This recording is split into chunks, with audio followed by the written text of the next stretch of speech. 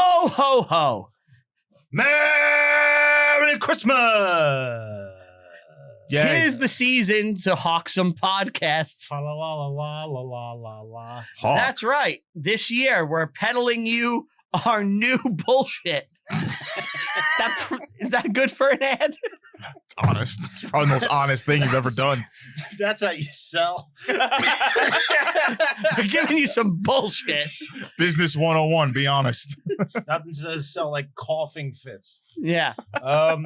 We're doing a thing like we did last time. Yes. Remember? Black Friday, Christmas Eve, Black Friday at midnight. We're dropping a new. We're hitting Duncan's toy chest. 5 floors of cash. Yep. We're selling you. We did a full Christmas thing. It's fun. You guys are going to love it if you like us. It's us playing games, having guests, all Christmas talk. And more importantly, it's for charity. Well, for us this year. There's no charity There's this no year. charity involved? No. We're the charity this year. Are you serious? We got in trouble with taxes last year. We're not doing it. Are you serious? No. We're the charity this year. All right, so let's just get this straight. None of your money is going to charity. and you're buying bullshit. Holy shit. We're the good cause this year.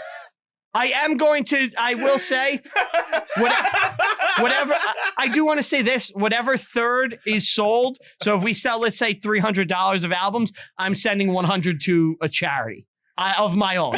But the bank account, the company account needs the money badly. Brian's pockets need to be lined. No, the company's account needs to be lined. Let's be fucking real, right? Yeah. So, yeah, we don't make any money. We got to fucking do this to help the account desperately. So, if you like us, please fucking buy the album. What's the cost? $1 or something? It's $5. $5. And you're getting 4.5 hours of laughs almost. We do $1 an Look hour. at it this way, folks. If you don't buy this, there's a good chance this show is going away. Ed is so far removed, he's off camera. Sorry, gang. We're done. buy the album like you're fucking. He was ready Your to love burn for the show books. depends on it. He's ready to burn the books. And just Give it as gifts. Do whatever you can. Buy the album. I really think you guys are going to have fun with it if you like us. Also, maybe you know someone who you think would like us, but is too lazy to actually hit the button. You may do it for. Buy it. This gives a good gift. Yeah. Also, on the Reviewing History Pod website, there's merch, which I will be wearing in the future. It's hot off the presses. Ugly sweaters with the new album cover on. It's called The Christmas Freak Off. I think you guys are gonna have a lot of fun listening to this. So please go on bandcamp.com, follow the page to get the alerts. Buy it on Black Friday. Go to reviewinghistorypod.com, buy some shirts and sweaters. We gotta move some shirts. We gotta move some products. Not for Seriously. nothing. These shirts gotta go. We gotta go. If we don't move products, we're gonna have to sell one of the cameras to keep it going. It's gonna be a wide shot. You don't want that. You don't want that. No one wants that. So, all right.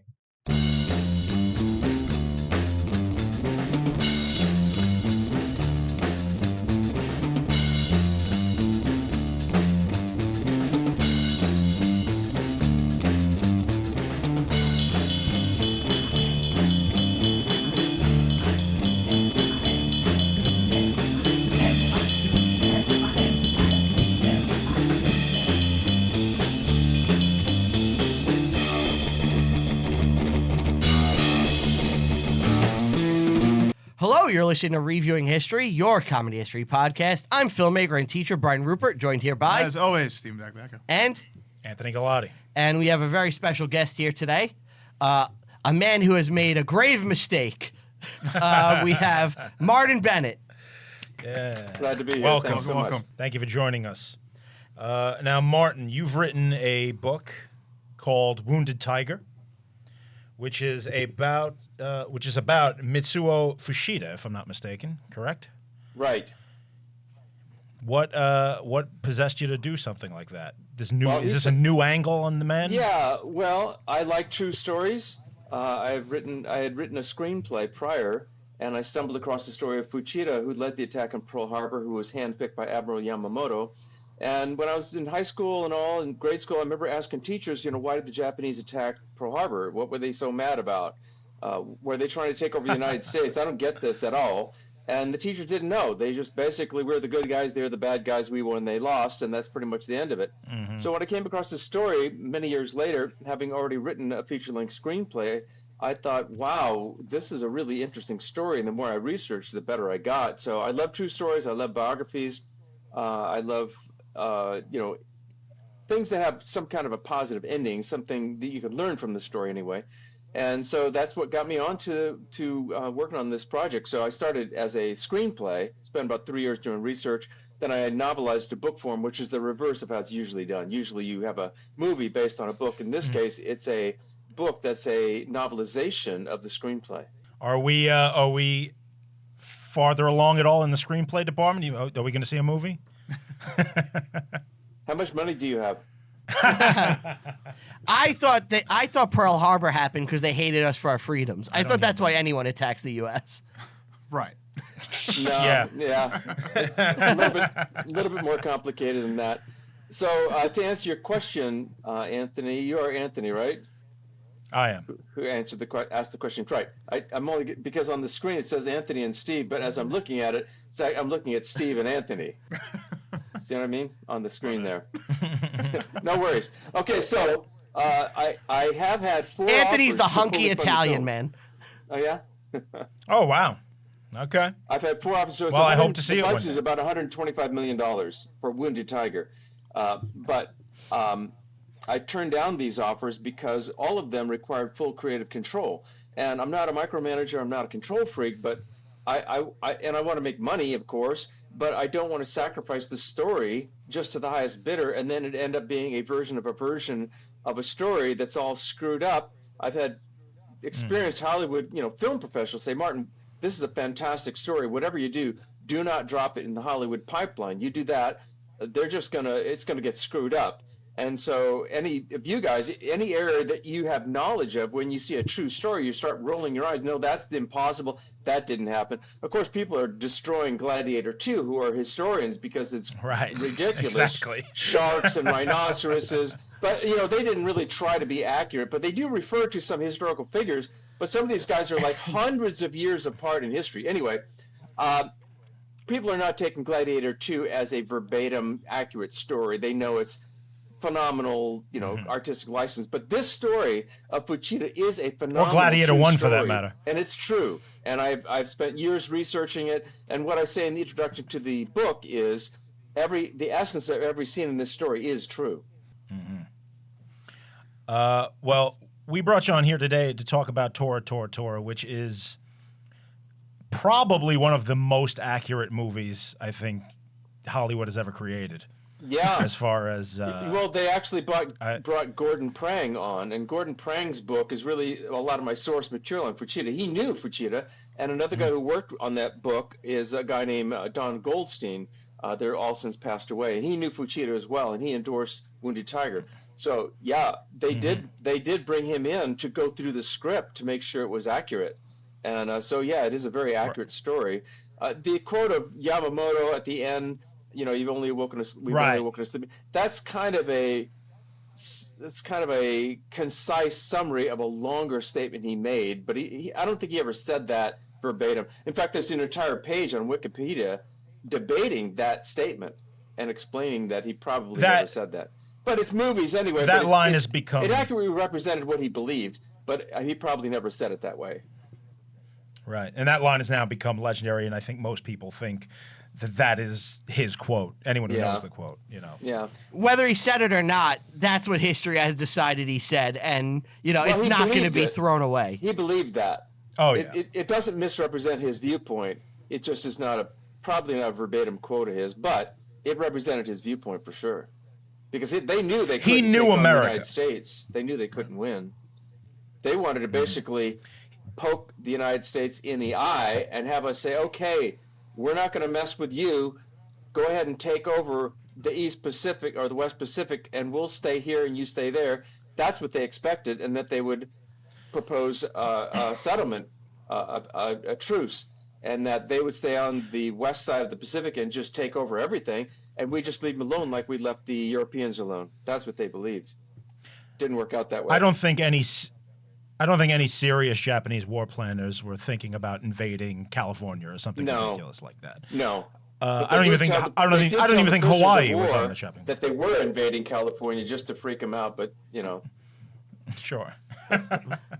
And that plays into your books somewhat, the war prisoners and what. Absolutely, yeah. So in the story of Wounded Tiger, my book, it tells the Japanese side of Pearl Harbor and what led up to that, why they did it. And Fuchida, he said, it was the happiest day of his life bombing America. And I'm thinking, all right, so what's going on in this guy's head that this is a happy day of killing Americans and bombing Pearl Harbor? So that took a lot of research. And I went to Japan. I met with a Japanese professor at a war college, and I interviewed him for a day. We spent a day going to museums, and I just peppered him with questions. So toward the end of the day, I thought, okay, I see what happened here, but I have to distill this and put it into something that's cinematic and concise. So that's what I did in the story. But I've had many people who've read Wounded Tiger saying they thought they knew the Japanese side, but they didn't understand what was really going on until they read Wounded Tiger. So yeah, it's kind of like, remember the Paul Harvey thing, the rest of the story, and here's the rest of the story. That's really what Wounded Tiger is on the Japanese side of Pearl Harbor. Well, let's get into the movie, I think. But before we can even do that, I think we have to give some backstory and why the Japanese are doing what they're doing. Where are we in world affairs? And I feel they cover a lot of that in the movie Tora They Tora do, Tora. But I think we can go a little deeper than the movie allows, right? Yeah, probably. So post World War I, we have the League of Nations. You've got Japan is kind of taken over Korea by that point, as well as several other islands around there. They beat the Russians in 1905. That flag, and I love the scene with the Z flag later in the movie from the Battle of Tsushima that they raise up. Anyway, the Marco Polo Bridge incident was in Manchuria. Manchuria is this province. China has in the 1920s, 30s was in this warlord period that the government had broken down. There's a civil war happening. Mao Zedong is fighting the nationalists under Chiang Kai-shek. And the Japanese kind of take advantage of the situation and kind of create a false flag, essentially, called the Marco Polo Bridge incident, which allows them the pretense to invade Manchuria and take it over. Right, and that's correct. Manchu Kuo. And also, when people think of China, we see this big, giant nation. But the way China was hundreds of small, different areas that were ruled and had different languages. It was not a unified nation like it is today. And so the Japanese came into this place that was not well managed, Manchuria. Then they renamed it Manchukuo. And initially, some of the Chinese were like, great, everything's getting organized. We've got some government again.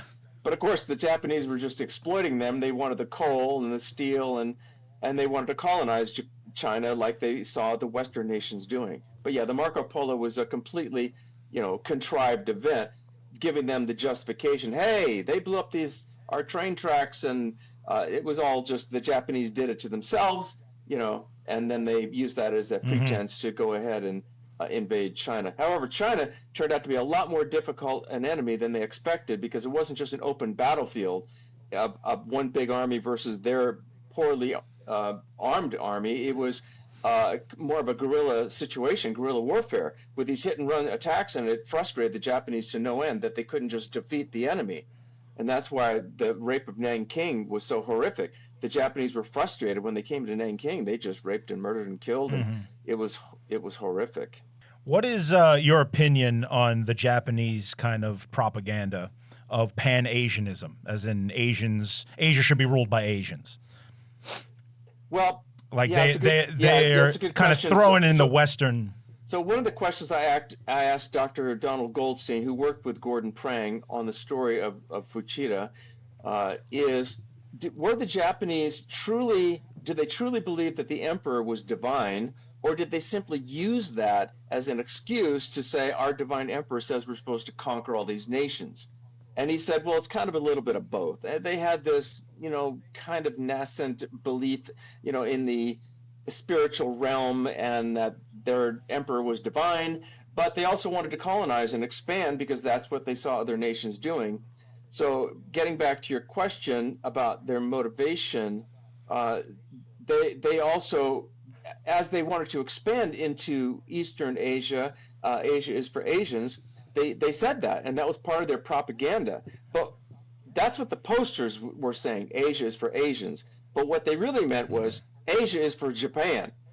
And once Japan got out there and people saw what was happening, they were like, no, we don't like this. We don't like this movie. We want to get out of this movie.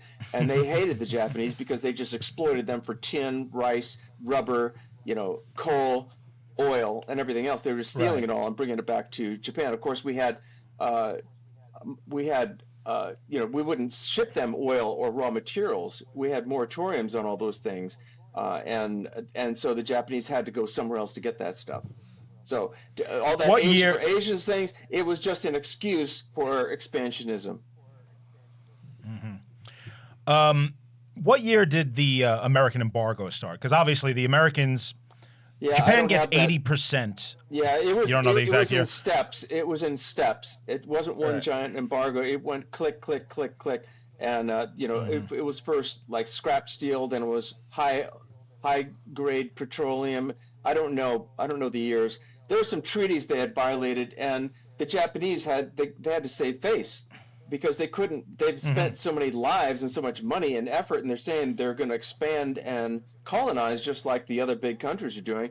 They can't take orders from the United States. And of course, you can't do that, guys. You've got to back down and move back to Japan. They weren't going to take any orders from the U.S., so they figured, hey, we'll just go to other places and just steal oil and stuff and everything else. And of course, when they were kind of called out for doing what they were doing, they pulled out of the League of Nations completely. Yeah. So in Wounded Tiger, in my book, I do mention something that I never knew before. And during the League of Nations, which for your audience was a precursor to the United Nations, it was a forum to work out problems diplomatically before going to war. But it was led by the leader was Woodrow Wilson, President Woodrow Wilson, and the Japanese were one of the contingents in this League of Nations. And they proposed what was called the racial equality proposal, saying, hey, all races are equal. We don't want to say any are superior or any are inferior. Well, some of the members of the League of Nations said, no, that's not true. There are superior nations and inferior ones. And between the lines was, Japan, you guys are just simply inferior. You're not going to wedge your way into this group like that. So it got voted down, not by a majority, but by Woodrow Wilson himself, because even though it was a majority who favored the racial equality proposal, Woodrow Wilson was the chair of this committee, and he said it needs to be unanimous. It's too important.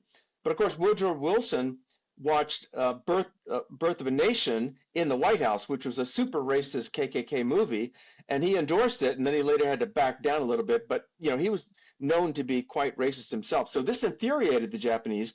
And what I found out, I don't know if I put it in my book or not, I don't think so, but there were riots in Japan saying we should attack the United States for disallowing the racial equality proposal.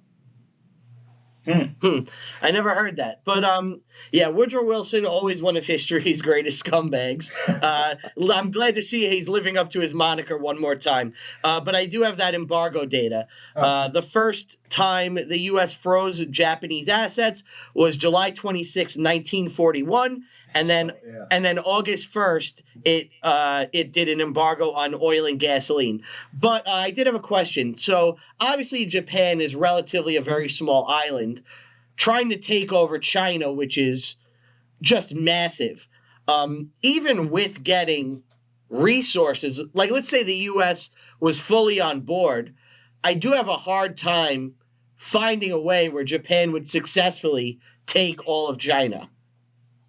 Well, I don't know. I'm not really an expert on the Imperial Japanese Army, but they were certainly well equipped and much better equipped and armed than the Chinese. And the Chinese were not unified. They were scattered into a lot of different small nation states. So they did conquer a massive amount of China. The problem was there was an awful lot of Chinese out there, and we found out in the Vietnam War, you just keep killing them by the thousands. They keep coming over the wall. So the Japanese didn't realize how many Chinese there were, and that they weren't just going to lay down because it was their home land. They weren't going to just cooperate. So the Asia for Asians things didn't fly in China. But yeah, the name of the game, of course, is natural resources, and the Japanese nation got 80% of its oil from the United States prior to the war. And I believe the numbers are something like, once Pearl Harbor happened, they had 2 years left of oil in stockpiles.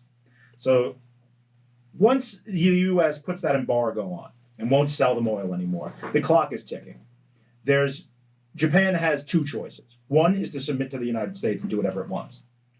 Or two, you go on the offensive and you try to take all these oil-rich territories in Southeast Asia, mainly Indonesia, these Dutch colonies, which are now being protected by the British. So that's going to mean, because Holland, of course, back in Europe has fallen to the Germans by this point. So if you go to war to get all that stuff, you're declaring war on France, which they do when they take over French Indochina, with kind of German consent, because Vichy has already happened, and the Vichy government is controlling all the French colonies. You're declaring war on Britain because Britain is pledged to protect all of these fallen nation colonies, and you're declaring war on the Dutch. They're gone, doesn't matter. And the United States, of course, is the knife being held at Japan's throat, who are going to protect no matter what.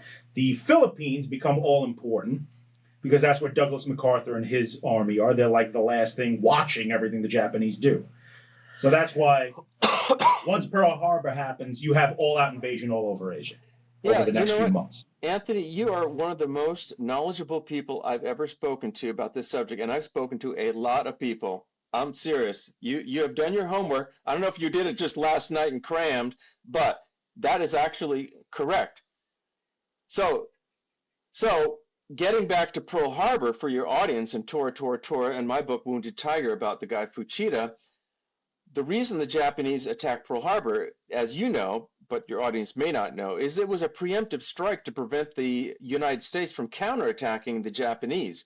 So they simultaneously attacked Pearl Harbor and the Philippines and Guam and Southeast Asia and Malaya. I mean, they did it all in a period of like 2 weeks' time, and nobody was really prepared for this. And it was phenomenally successful because nobody was armed for it, no one was prepared for it. So then the Japanese had their supply of oil. So you can check the box, yay, they got oil. But one thing they didn't plan on was, well, you've got to carry this oil in these tankers over hundreds of miles of open seas to get it to Japan. Well, how hard is it for an American submarine to just sit out there and have a shooting gallery and just sink these things? And the answer is it's easy as pie, because they didn't have escorts. They didn't have anti-submarine technology. They just figured the United States was going to lie down, because what happened in Europe was Hitler marches through Europe and the United States throws their hands in the air. We were isolationists. We say, hey, listen, you guys in Europe are killing each other all the time. We're not sending our boys over there to die in some argument you guys are having once again. Millions of people died in World War I, and nothing happened. Nothing happened. I mean, the lines of the nations between Germany and France stayed the same, and the American says, we don't want our boys dying in some European problem. And so the Japanese thought, great, if we go into Southeast Asia, the Americans say, we're not going to be involved in your Southeast Asian problem. And you know what? It's possible that would have worked with one tiny little problem. They attacked the United States of America. That was the tiny little problem that they didn't figure was going to blow up. They figured we go, ow, hurt my fingers, stay away, we'll stay over here, you stay over there. So they had a cartoon caricature of the Americans being selfish, loving jazz and baseball, and didn't care about anybody but themselves. And so we can attack Pearl Harbor, basically sink all their ships, and we go, oh, wow, that's terrible. Okay, we promise we're never going to attack anybody. Don't bomb any more of our ships. That's what they were thinking was going to happen. But the exact opposite happened, which was, we're demanding unconditional surrender of the Japanese, and we're going to come and get you and destroy you. Now, the Japanese knew that the Americans had 12 times the manufacturing capacity of Japan. As you mentioned, Brian, you mentioned at the beginning that, hey, it's a tiny little island. It's not exactly tiny, but it's pretty small compared to the United States, and they don't have the natural resources of the United States, which is oil and steel and food and everything we need to conduct war. We don't need anybody to conduct war and destroy people. So that's why they went to Pearl Harbor. It was to prevent the United States from coming back and preventing them from swinging through all of Southeast Asia and, like you said, Malaysia, where oil was. And you're right, these were all colonies and protectorates of the Germans, of the French, of the Australian, of the British. Singapore was like a bastion of strength with these massive guns facing the ocean. So the Japanese thought, we'll just come down the Malaysia Peninsula and come from the backside. And the British were completely undefended there. And it was the biggest surrender of British troops in history. And it fell in like a week. Yeah, with bicycles. With bicycles, yeah. That was the new technology. Can I ask your opinion on a hypothetical I was kind of kicking around last night? So I like to play a game in my head. How do I make the Japanese win the war, right? So I was thinking, what if instead of invading Malaya, they take the troops that they use to do that and put them on transport ships and put them with the fleet, the Kido Butai, at Pearl Harbor and have them land on Hawaii? Does that knock the U.S. out of the war, essentially? No. So here's the deal. Because it was in our neighborhood, that was the problem. They needed to stay off of Pearl Harbor altogether. If they had just swept through Southeast Asia and didn't attack the Philippines, I think the United States it's possible they would have remained isolationists and say, listen, that's not our problem either. But eventually, once the whole world is in this conflagration, people are saying, hey, listen, we just can't let everyone in the neighborhood get taken over by this gang of crazy people. So, talking about the oil embargoes, August of 1941, that's when the Tripartite Pact was signed by the Germans, the Italians, and the Japanese. And that's when the Americans put up the red flag. Okay, we're not going to be a part of this thing. We're not going to supply the Japanese with any of this stuff. And of course, the United States cut off hydrogen gas to the Germans when they had their dirigibles. We cut off helium. They wanted to use helium, but we cut off helium, so they had to use hydrogen. Well, there's a teensy-weensy little problem with blowing up a balloon with hydrogen gas. Lakehurst, New Jersey can tell you all about it. Yeah. I'm interested in what AI. I'd like to see an AI reproduction of that of the Hindenburg from beginning to end. I'd like to see an AI recreation of that because we don't have the film footage, but I bet we can do it now. Oh, the humanity! All right, I guess we've given enough background to start the film, and it begins with. Oh God, Brian! Text. It's text that says the following that you're about to see is all true. It's all historically accurate. And the movie opens right away. Like the first person we see is Fushida. Yeah. Oh, is Destined it? to lead the attack. Yep. It says. Also worried the commander's a coward. Was Mr. Fushida around to see this movie? He was at the opening. He was not a consultant. Genda, his best friend, was a consultant on the film, and he was there for the opening. So the film, in adjusted for inflation dollars, cost about $200 million. It was the biggest film, one of the biggest films ever done at the time in 1970. The problem was it was the wrong film at the wrong time. It was, the Vietnam protests in the streets. People said, we don't want to watch a movie that glorifies war, especially where the United States gets their butt kicked. We don't want that. And so the movie crashed at the box office, and some executives lost their job. And just as another footnote to the movie before we get deep into it, I love this movie. It's really well done, and it holds up quite well today. But Akira Kurosawa was the director for the Japanese side. They had a director for the American side and a Japanese director for the Japanese side. And Kurosawa is still today considered the greatest Japanese director of all time. He did the Seven Samurai, which they did made into a Western movie, the Magnificent Seven. That was an American version of his movie. Anyway, he spent 2 years preparing for this film, working with them on the script and everything else. But after 1 month of principal photography, he was fired for two reasons. One, he was trying to hire a bunch of business people for acting roles because he wanted money for his next movie. And two, he had a nervous breakdown. There's a documentary on Tora Tora Tora, which you can't buy anymore. But when they sell the DVD, of Tora Tora Tora, there's a documentary of the making of Tora Tora Tora, and they talk about him. They come into his bedroom, and he's just sitting there naked, babbling incoherent gibberish. It's just nothing. They hauled him off. He was fired, and then they put another director in, which is kind of crazy. But I think it was brilliant to have a Japanese director for the Japanese side of the movie, because their culture and their mannerisms and their posture, everything is so different than Western culture. And that was one of the reasons that made it a really great film. Yeah. Yeah. It reminded me of, I don't know if you've ever seen The Longest Day. We talked about it on our show. Yeah. Where, right. The kind of focus on the Germans throughout that movie in German. They give their side of it, more or less. Mm-hmm. And I'd never seen Tora Tora Tora until yesterday. So that was the first thing that jumped in my head watching it.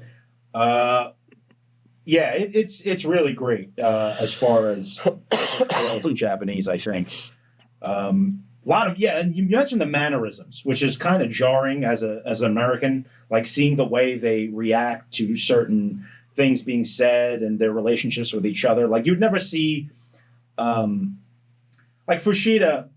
I'm sorry, not Fushida. What is his name? Genda? No, Yamamoto? No, the guy we've been talking about. His book. I can't Fushida. remember. Oh, okay, I got it right. Fushida is the guy who led the attack in Pearl Harbor. He was also tapped. He was tapped to lead the attack on Midway as well. Yes. Well, yeah, we'll get to that. But he lands on a carrier, and then everybody runs out to like greet him, and like he's a hero.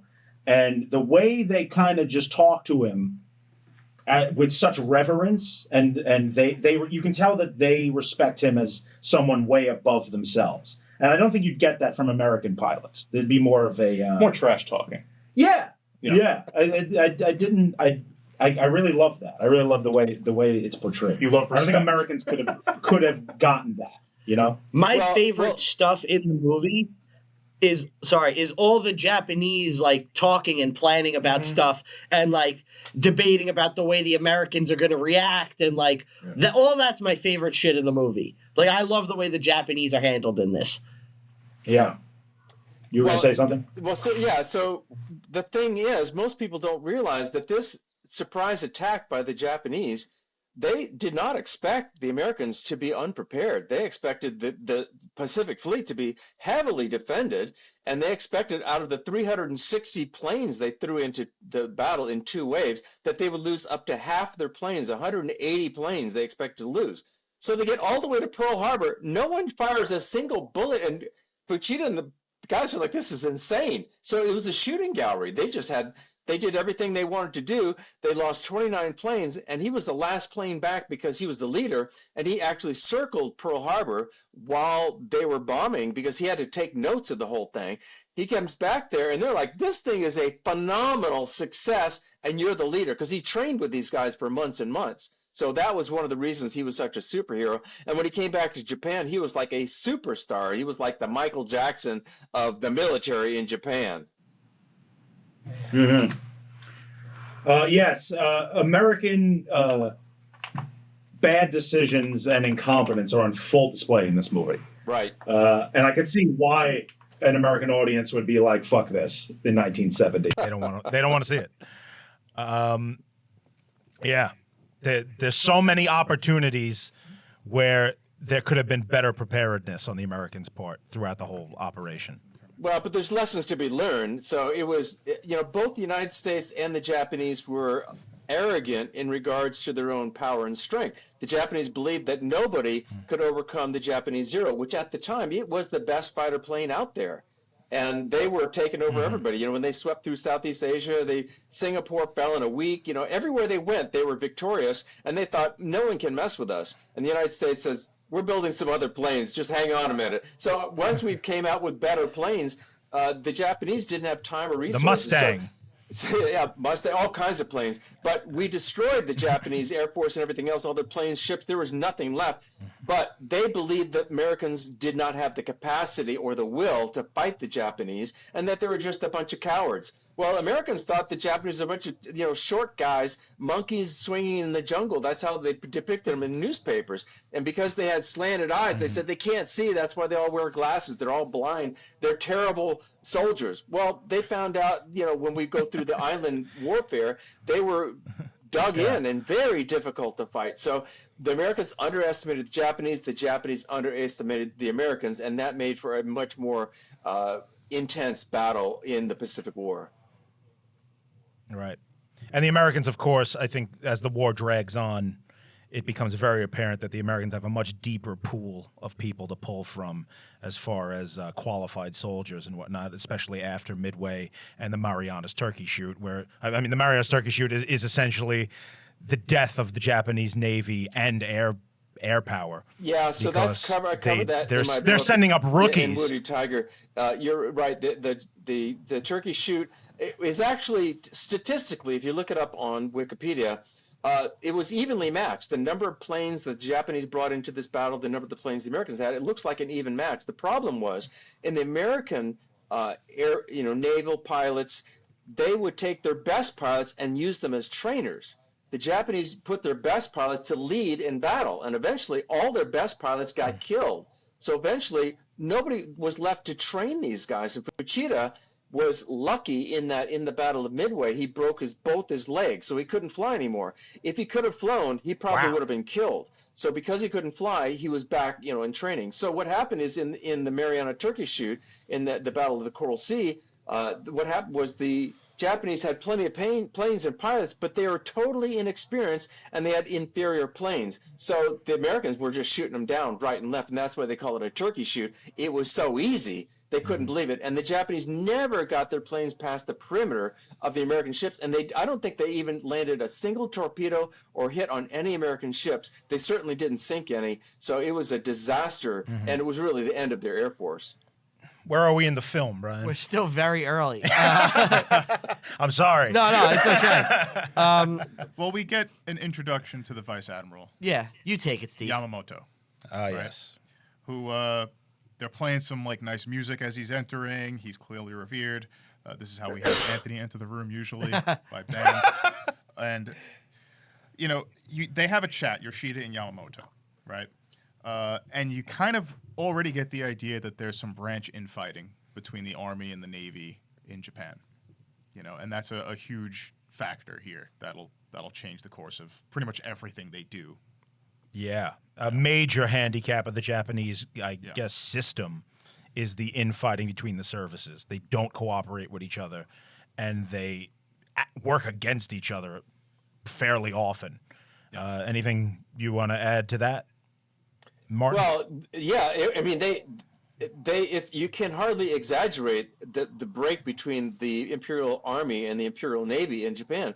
They were fighting for resources. They were fighting for attention from the government. They wanted money, and they hated each other. And they hated each other so much that after the war, when Japan tried to have an official war record of what happened, they fought so much that they have two separate war records. One is the Army's version of the war, and the other is the Navy's version of the war, because these guys just could not get along. They couldn't even agree on what happened in the battles because they hated each other so much.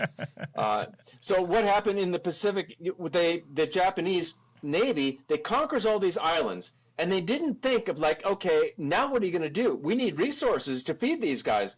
And the Army says, no, we're engaged in battle. We're not sending resources so people can sit on an island and watch the sunset. So these guys started literally starving to death because the Japanese were not sending supplies to feed their own soldiers, because now they're the Army. The Army is in these islands, but they're not fighting anybody because they already conquered these islands that are, as far as the Army is concerned, insignificant. And the Army was buried in problems in China. They got up to an impasse where they could not move any further into China, and they just kept consuming resources. And the emperor wanted to pull the plug on them because they said, "Listen, you guys said you're going to be done with this in a couple of years. You're stuck in the mud." And so the same thing that happened to the Germans at Russia was what happened to the Japanese in China. And yeah, the Army and the Navy, they absolutely hated each other. They barely even talked to each other. I would say as bad as the logistic problems for the Germans in the Eastern Front was, the Japanese problems were 10 times worse. You're talking about even more vast distances over the ocean. You know, it's impossissible to fund that kind of war, unless, of course, you're the U.S. with bottomless pockets. They were killing wild animals. You know, they didn't know what to do. You can't like get on a taxi and get back to another island. I mean, you're out there on an island. So, but do you think any of?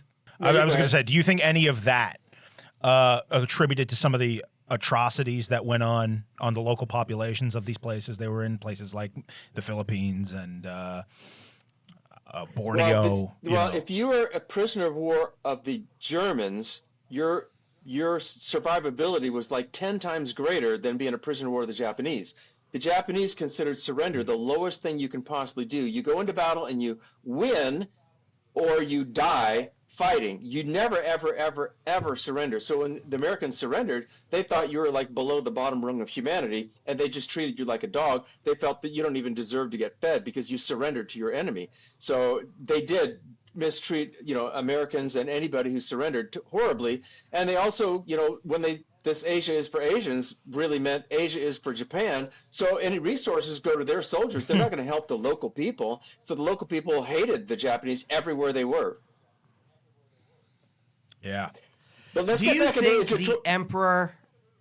No, Sorry. go ahead. Do you think the emperor could have kind of spoken out and settled the differences between the army and the navy? Because it seems like if he's the head honcho, he really could kind of force them to come together, right? Is it a failure on his part, this divide? I can't answer that question. He's got I'm a not weird knowledgeable position. enough, but my understanding is these military leaders were old school, dug in on their beliefs, and they weren't going to budge.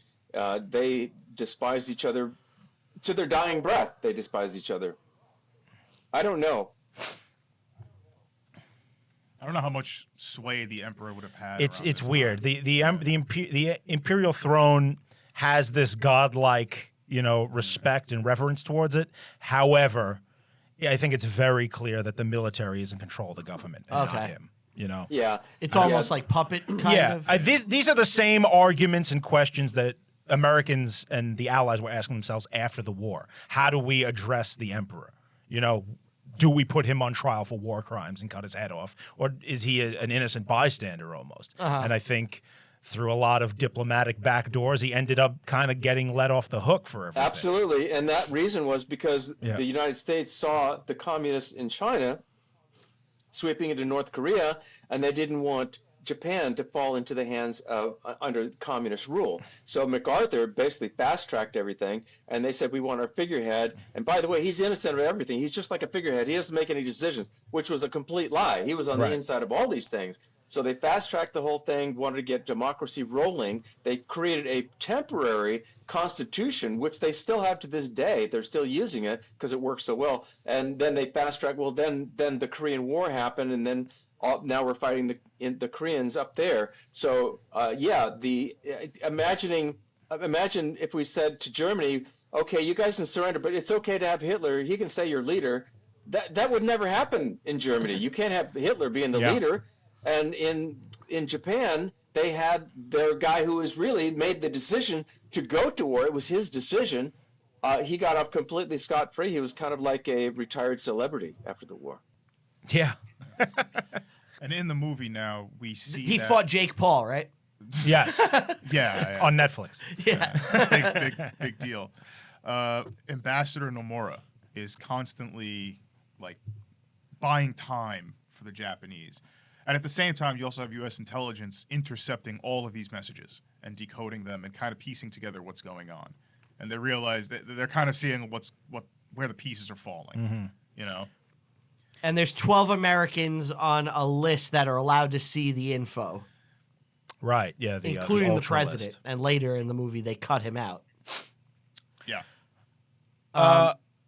I'm interested in your opinion. Do you think Nomura, the ambassador to the United States, was Complicit? complicit in kind of knowing what was going on, or was he a stooge of the military? You know, the area of diplomacy is something I'm not really well versed on. I've read quite a bit of this stuff, but from all my research, and I've been working on this project quite a while, the Japanese wanted to destroy the U.S. fleet, and telling them we're going to destroy your fleet is going to prevent them from destroying the fleet. So what you have to do is set it up that we're just about to ask you, we're just about to tell you, you know, it's kind of like pulling the chair out behind somebody's back. Well, I was going to tell you we pulled the chair out before you actually sat down. It's like, no, I don't think so. So, I mean, my opinion from my general knowledge, not specific, but general knowledge is they wanted it to be a surprise attack, but they wanted to have the window dressing of, hey, we were trying to tell you, we gave you the whole thing right there, but it was in Japanese and had to be translated super slow, and by the time it gets to them, well, you dirty rotten, it was a sneak attack, you know, it was a dirty way to fight. But it's like, hey, war is war. What are the rules when you're losing? You just gonna do anything you can to win. I don't believe the Japanese wanted the United States to be fully prepared and fighting by the time they got to Pearl Harbor. That's not what they wanted. And in the movie, there's discussions amongst the Japanese, and they decide they're going to do a new advancement in warfare, and they're going to use planes to attack navally at Torpedo bombers. Pearl Harbor. Yeah, they have a brand new torpedo. Exactly. I believe they're from the Akagi, right? Yeah. Yeah. Yeah, so the prior to the attack on Pearl Harbor, most torpedo bombs, and you can see these in plenty of movies, including the Ben Affleck one, where the torpedoes will hit the water and then turn into like a submarine torpedo and keep going straight. Most of these, or all of them really until this, required, I think, 75 feet of depth before they'll level off and start to go straight again. The Japanese made a new one that could do it in 40. So this is a brand new technology that nobody had seen before, and the Americans were obviously completely unprepared for that. Yeah, so The Americans actually, they had if I'm not... submarine nets, these torpedo nets that they could put up that would catch torpedoes and they would detonate in the net itself. But they said nobody can drop a torpedo in Pearl Harbor, it's too shallow, which was true based on the technology of the day. But the Japanese said, well, we'll just figure out the technology. Japanese are good at that. They can figure things out, and they made these torpedoes. They tested them, and they made them work. So yeah, the Americans were kind of foolish to not have the torpedo nets up around their ships, and all of them were sunk or damaged. Yeah, I was actually watching the movie. It kind of occurred to me that Pearl Harbor itself, which is it's very enclosed. It has land all around. It just has this narrow opening that opens up into the wider ocean. And it's like, this is a perfect harbor for the 19th century, where ships will be completely protected from other ships. Once you have airplanes in the mix, it's a death trap. Because, and it almost happened in the battle where the Nevada tried to escape into the ocean, and the Japanese tried to sink it in the mouth of the harbor, which would have trapped everything inside it for months and months and months until they were able to clear the wreckage. You know, that had never occurred to me until I was watching the movie yesterday. Yeah, so the pilot of the Nevada, they beached it to make sure that didn't happen. Once they were damaged, they just beached it. Yeah. And they also mention a couple of times, both sides, saying, like, they're worried because Italy lost a couple of battleships to, like, crappy, swordfish. Yeah, crappy planes. And we're putting all our eggs in one basket here. Like, this is a problem, and we have to get out of it. And I guess they just didn't have the time to really move the resources out, like those battleships. Or the will. You know? Or the reasoning. Yeah. Why move it out if you're not at war? You know, I mean, the fleet had been moved there from San Diego by Roosevelt as a show of force against the Japanese. Yeah, you know, it's there to kind of wave the saber around. They did. Yeah, and also we mentioned Japanese technology. They show it in this too, where those new Zeros with folding wings, so now they could pack more planes onto the ships into one aircraft carrier. And the Zero is one of the coolest World War II planes. Oh, it's cool as hell. I love the Zero. Nice. Like, the way it looks is just fucking sick. Mitsubishi. There's an anime movie about the inventor of the Zero plane, the designer of the plane. I think it's called. You've seen it, Brian? I've seen it. I can't remember the Miyazaki name of did it. Yeah, but the thing is, the Fucking designer. something with the wind. Yeah, there you go. That's right. Right. I've watched it. So the guy who designed the plane, he kept buying American newspapers, waiting to read a review of his plane about how great it was, and he never saw any reviews, and it made him kind of mad because he spent so much time making this plane, which was literally better than any plane out there, faster, more maneuverable, everything at the time, and he wanted to hear the Western powers say, "Wow, what a great plane," but he never saw that article. The movie's called The Wind Rises. It's phenomenal. Oh, really? Yeah. Yeah. Like, we could actually do it on the show, which would be weird, but we could. So we're introduced to the New Zero, and we're shown an American base. And basically, they're like, the biggest threat to us isn't Japanese. It's Japanese people who live on the island. Saboteurs. Yeah. So every night, we got to get all of our ships and planes and put them tightly together behind this fence. So we can watch them. And anyone watching this with hindsight, you're like, oh boy. That's a mistake. The guy who looked like Humphrey Bogart but wasn't Humphrey Bogart. Yes. There's a couple General of Short. lookalikes. I just found out today. I thought Ernest Borgnine and Humphrey Bogart were in this because the guy looks like Bogart and Husband he's doing Kimmel. a Bogart impersonation. Yeah, the guy who plays Husband Kimmel looks just like Bogey. I know it looks like Ernest Borgnine. Yeah. And they know, like I think Admiral Halsey is pissed at the situation at Pearl. Like they're all he's why on the is this Enterprise. happening? Yeah, I mean, the Americans are waiting for war to happen. They kind of know it's coming. They don't know when, where, or how, but they know something is going down. All of the military brass. What's happening in Washington, those guys are actually way more informed, and the message doesn't make it in time, essentially. And that's what the story of the movie is. It's how the communication breaks down.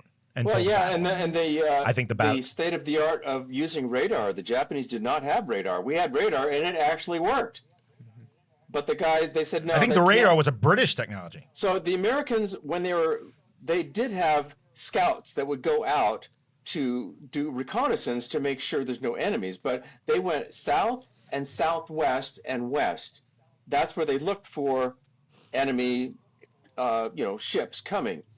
They didn't have radar at the time that would go that far, but they didn't look north at all because the ocean in the Pacific in the north is not as peaceful. In fact, when the Japanese launched their raid for Pearl Harbor, it was very rough seas, and they would never have done that under any other circumstances. So the Americans were not expecting anybody ever to attack from the north. It wasn't logical, and that's why the Japanese did it, and that was one of the reasons why it was a surprise. But the fact is, the technology of radar worked. They just didn't realize it worked. Yeah. Well, they showed in the movie. I had never heard this before. A fleet of B-17s was incoming. That's true. And they mistook the radar signals of the Japanese fighters for the B-17 fleet. Correct. But the B-17s and it's some of the best action in the movie. California, so they were coming from the east.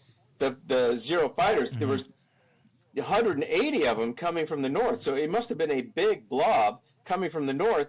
And the Americans just said, there's no possible way it's anything. That can't be. And they were never expecting an aerial assault, maybe ships coming to assault, but not aerial assault. It had never, ever been done before, so they didn't expect it.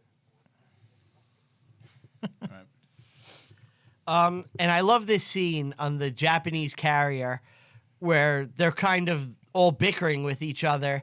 And they're like, look, I think Yamamoto says, it's adaptation of the plan of attacking Pearl Harbor is no longer the issue.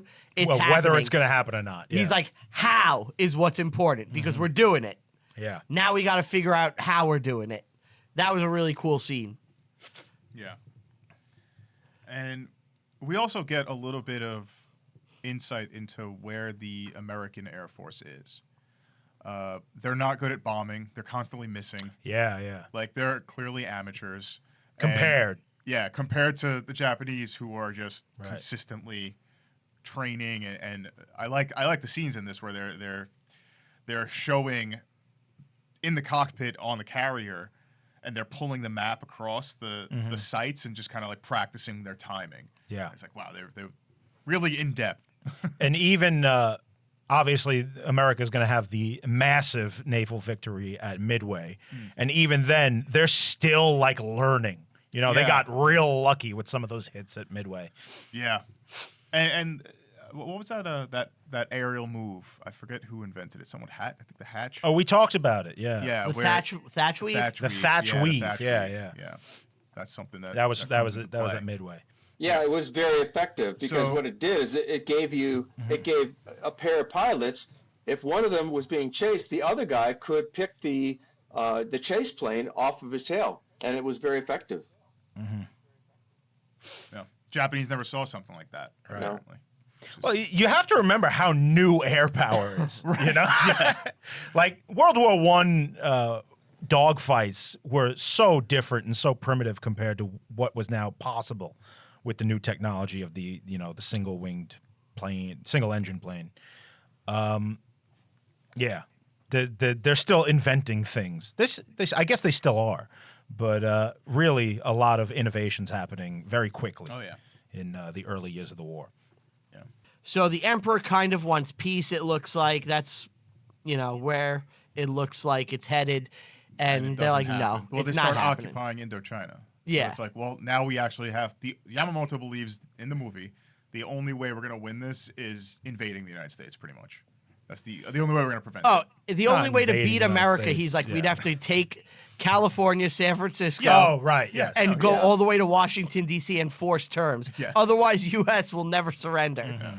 Because he understands America. Like Ant said, he had been here for Well, he college. went to Harvard. He went to Harvard. He had lived, I think, in Boston. No, D.C. He lived in D.C.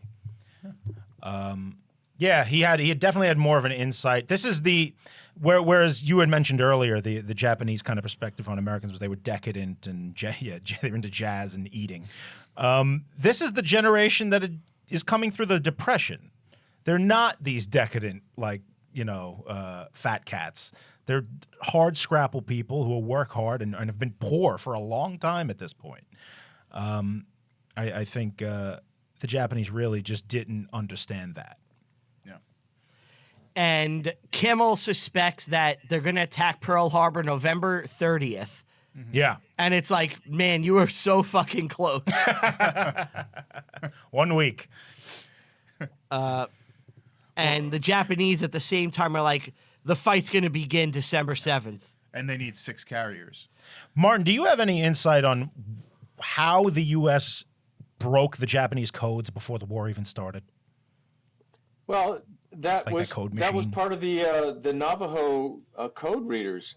These guys who their families had woven these patterns in carpets and rugs and baskets or whatever for generations that they had just, I don't know, they seemed to have a hardwired ability for figuring out complex things. So they had these Navajo code talkers, and they kept working on these things till they broke the code. So by the time Midway came around, which was 6 months after Pearl Harbor, the Americans had broken the code, and they were certain of it.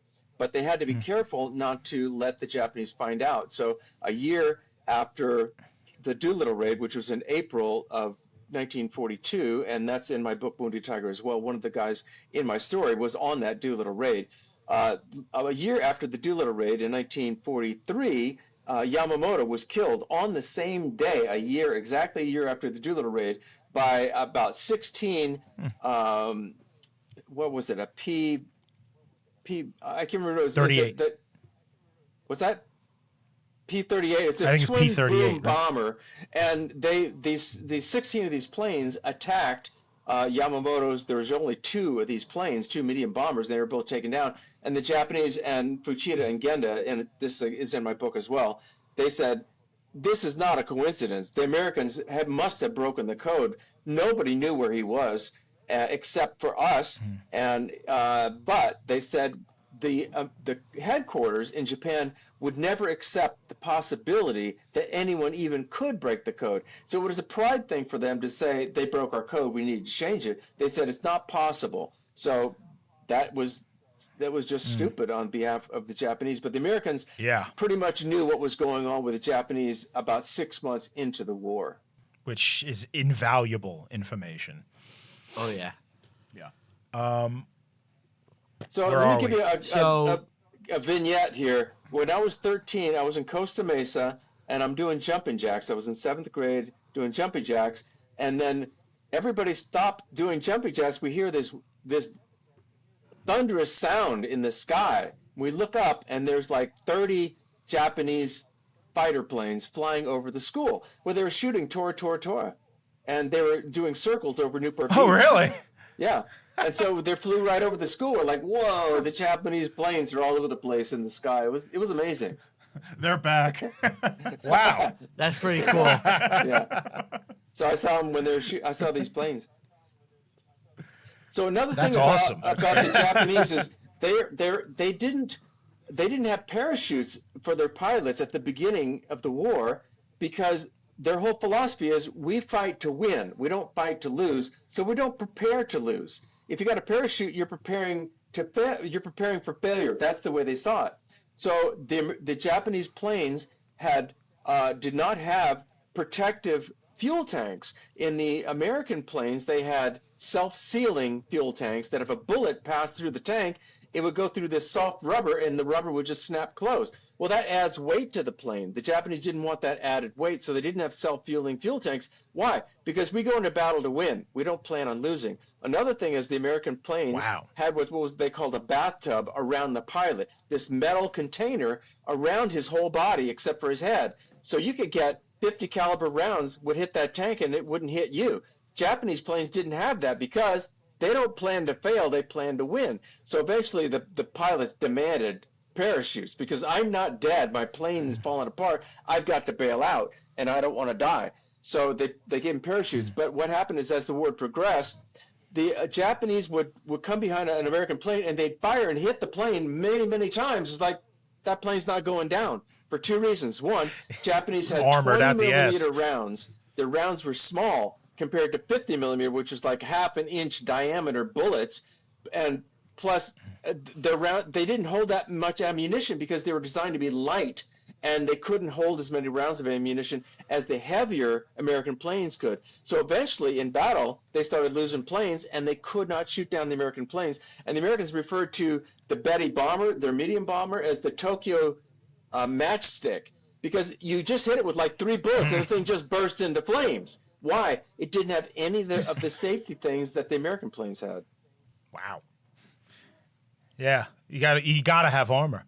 And that goes into the Battle of Midway, dead. when the Japanese believed that they had sunk an American carrier. What was the Enterprise? They thought it was sunk because they had bombed it to pieces. But the Americans had fire suppression hoses and foam, and they had separators to make sure nothing could catch on fire. The Japanese aircraft carrier did not have very good fire suppression or segregation with those fireproof curtains on their ships. Why? Because they don't plan to fail. They plan to succeed. That's the way they saw it. So in Midway, when one single bomb hit the Akagi, which was their flagship in the Battle of Midway and their biggest carrier at the time, one bomb went through the deck and made it into the flight deck. The flight deck underneath, or the hangar, was full of planes full of fuel and bombs. Once one plane started to explode, the next plane did, and the next plane did. It was a chain reaction that ultimately destroyed the entire Akagi, and the Akagi was scuttled the next day to make sure the Americans don't capture it. But it was a total loss from one bomb by one pilot named Dick Best, who was a dive bomber, and that's because the Japanese were not really prepared for being hit. They were prepared for offense, not defense. But the American carriers, they kept thinking they had sunk numerous carriers because they bombed them, torpedoed them. But the Americans, they were prepared for it. They put out the fires, they sealed up the thing, and they were back in battle. So that was a huge difference. It made a difference in how long the war went on. But once the Japanese attacked Pearl Harbor, they were absolutely going to lose unconditionally. It was never going to not happen. But the Japanese never expected the Americans to want to counterattack. They expected the Americans to just fold their cards, say, "I'm going home. We don't want to get in some Eastern, Asia fight, barroom brawl. We don't want to get involved." Quagmire. That's what they expected. Yeah. one of the things is that at Pearl Harbor, it's one of the first times in my mind, at least, that navies are starting to move away from a battleship mindset of thinking, which we see in the movie. It's naval warfare from this point on is going to be way more focused on aircraft carriers and air superiority. And battleships almost become a support unit, you would say, right? Almost obsolete. Yeah, it doesn't pay to have a ship that massive and expensive that doesn't, when was the I don't think since World War II there's been ship-to-ship combat in the world. So I know we've bombed ports and stuff. Yeah. So the battleship was outdated before Pearl Harbor, and this was an argument between the old school battleship commanders who saw the battleship as being the ship of the ocean, and they said the aircraft carriers should protect the battleships. And Fuchida and the New Wave guys said, wait a second, a handful of planes with torpedoes can sink a battleship from hundreds of miles away. Battleship range is 20 miles max for firing their cannons. Very hard to hit an object that far away. So although the Pearl Harbor attack was successful, in many ways it was not successful because they only sunk battleships, which were secondary warships at that point, and all the aircraft carriers were out and about. So at that point, the Americans were forced to depend on the carriers because that's all they had. And then they realized this is the new super weapon, our aircraft carriers. And even today, as we speak, it's still the super weapon on the seas. So the Japanese made a giant mistake in the 30s by building the two biggest aircraft carriers ever built, the Yamato and the Musashi. They were wider than American battleships, so that when the guns went off, the ship wouldn't cant to one side, and they could make them extra wide because they didn't have the restriction of having to go through the Panama Canal. American battleships had to be able to go through the canal, so they had to stay narrow. So they made these massive ships that they believed were unsinkable, and they were going to conquer the seas, and it was a great idea in 1925, but not in 1941. When aircraft carriers could carry torpedoes, and then the battleships were obsolete.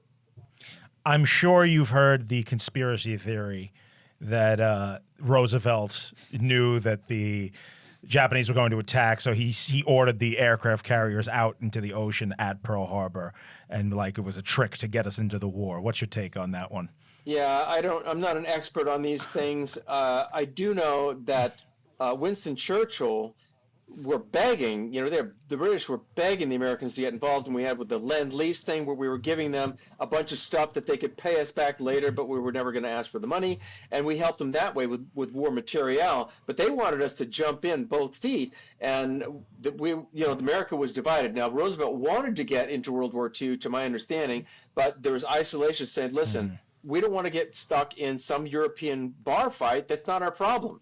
So when the Japanese attacked Pearl Harbor, although Churchill wasn't happy about that, he was happy about the result of America declaring war on the Japanese and the Germans, and then they said, okay, we're coming over, we're going to fight these guys. So they were relieved. So the question is, did the British, did the Americans, know about this ahead of time? How much data did they have? My understanding is that it's circumstantial and speculative. There's no concrete hard data that says we definitely knew or the key people definitely knew. Now, it's possible that somebody did definitely know.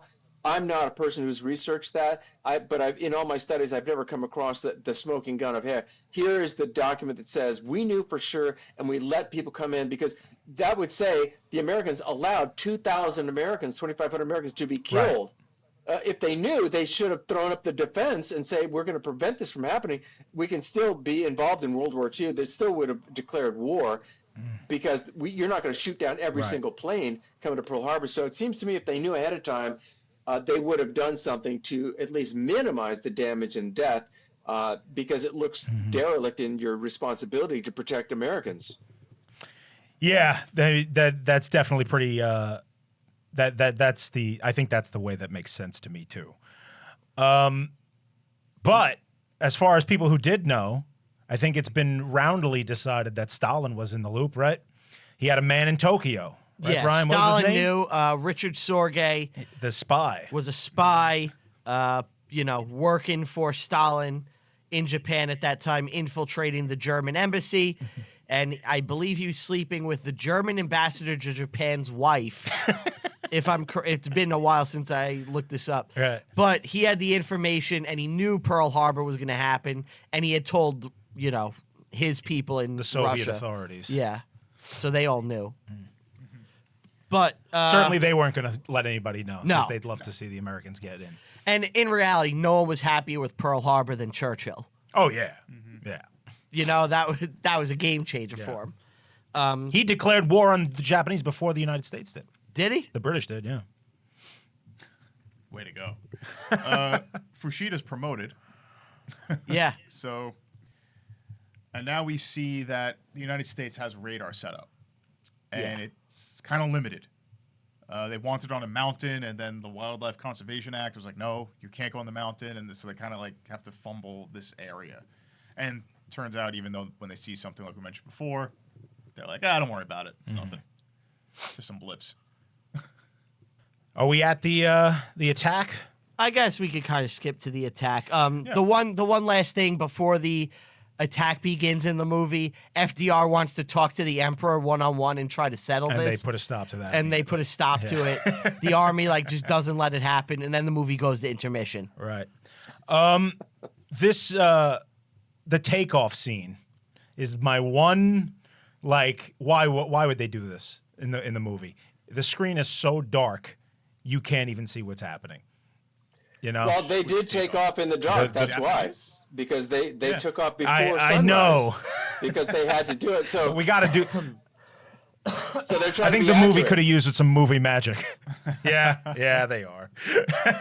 I love the shot where they're all the Japanese planes are flying, and it's like golden hour. Mm-hmm. And I don't know if this is real, but I think Fachida, he's like, look over there. Look at the sky. It looks like the Japanese flag. This is a great No, omen. that is actually Yeah. true. That's true. They saw the sun rising with the beams spraying out, so it looked like their Japanese naval military flag. The Japanese flag of the country, the national flag, stayed the red Hinamaru on the white background, but the military flags of the Navy and the Army had that sunburst, and they still have that same flag. So it's kind of semi-controversial of, what if the Germans had a Nazi flag for their army today? You'd say, I'm not so sure you can do that flag anymore. And in Japan, there are people who are saying, hey, listen, why are we still using the same military flag from World War II? That was not a good thing. Why are we using that flag? What is the feeling that the common Japanese on the street today have about the whole affair? Are they like we were wrong, or is it more, this is our glorious past? What do you think? Yeah, that's a You've been to fantastic Japan. question. So it's a little bit longer answer, but I'm going to make it as concise as possible. Western culture is generally considered a guilt-based society. You don't do something bad because it's wrong, you'll feel bad. The IRS gets money every year for people saying, this is tax money I owe, but it's anonymous because they feel guilty that they didn't pay taxes. But in Eastern culture, East Asia, they have more of what's referred to as a shame-based culture. You don't lie, cheat, or steal because how would that look? How would that make your family look? What would your neighbors think? What would your boss think? What would your team members think? So you see yourself in the eyes of others. So the value of good and bad is not a matter of it's morally right or morally wrong. It's if I got caught, that would be bad. So if you leave your wallet on a train in Japan with the money in it, you can go to the train station the next day and it'll be there. Somebody will turn in with the money in it and everything. Because if it was found out that somebody stole it, it would shame their family, their employer, their friends. Everybody would suffer shame from what this person did. So with that understanding, they don't talk about things that are a failure. In Japanese baseball, a tie game is actually a good thing. They like tie games because nobody loses. Americans hate tie games because nobody wins. We want a winner. So in getting back to how Japan deals with this, they don't talk about failure because it's shameful. You don't talk about failure. So I remember there's a church in town that does English as a second language. And I volunteered to come there. I said, if you need somebody to do language, I'll do it with these people. So they had a couple of businessmen and wanted to practice their English. So I went and talked to these guys, professionals. So I talked with them to help them, but I also want to ask questions. So one of the questions I asked Anthony is, how much do you study the Pacific War? Because I'd heard this many times that they just don't talk about it at all. And this professional looked at me and he looked down and kind of grinned a little bit. And he looked up and he said 2 pages. 2 pages. They don't study anything about it because it is shameful they lost the war. And by the way, although Tora Tora Tora bombed in the U.S. initially, it did make its money back eventually. In Japan, it was a huge hit. It's like, here we are, we're the victors, we won, we beat those Americans, and they made a bunch of money. So it's in the same sense as if you had a uncle or a grandfather who was in a championship prize fight and he got beat to death. You wouldn't be talking about it. You wouldn't have your picture on his wall. Who's that? Oh, that's my grandfather who got beat up. He lost in like the most notorious battle there is.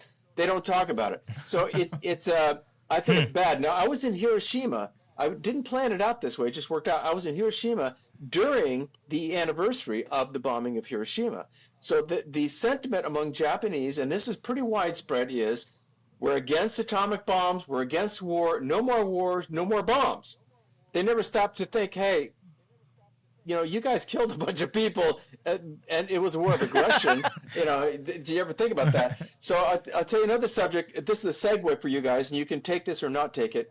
But in the use of the atomic bomb in Japan, to this day, people say, well, how could you use a bomb against so many innocent civilians? That's an immoral weapon because it just kills everybody. It's not tactical. But my question is, before you can discuss whether or not a weapon can be used against, quote, innocent civilians, end quote, is what is the definition of an innocent civilian?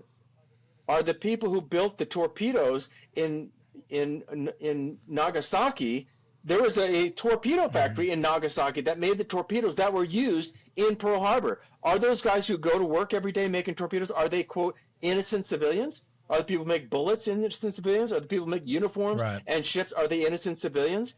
The Americans dropped millions of brochures on Japan, little leaflets saying, hey, these cities listed on this pamphlet, they're going to be destroyed. We have no problem with the people of Japan, just with the leadership of Japan who is waging a war of aggression against their neighbors. Since the Japanese will not surrender, we're left with no other choice but to destroy the machines and the weaponry and the factories that make these weapons. So if you're in these cities, you should flee. And it's not just limited to these cities. So Hiroshima was a war city. It had manufacturing, it had army bases and everything, but it was never bombed because the Americans wanted to keep it pristine so they could see what the actual effects of the dropping of an atomic bomb on Japan were. So when people say you shouldn't kill innocent civilians, in war, collateral damage is always greater. In all the wars, more civilians die than soldiers. Going back thousands of years, it always happens. Now, I'm not justifying it. I'm not okay with it. But it's pretty hard to fight a war and no civilians get killed. But what the Americans did and the Allies did is they dropped millions of leaflets, and they had a radio broadcast saying, stay away from any military facilities, any manufacturing facilities. And if they said, well, I'm going to work anyway, well, then it's kind of on you. So if children are in Hiroshima, my question is, why would you be there?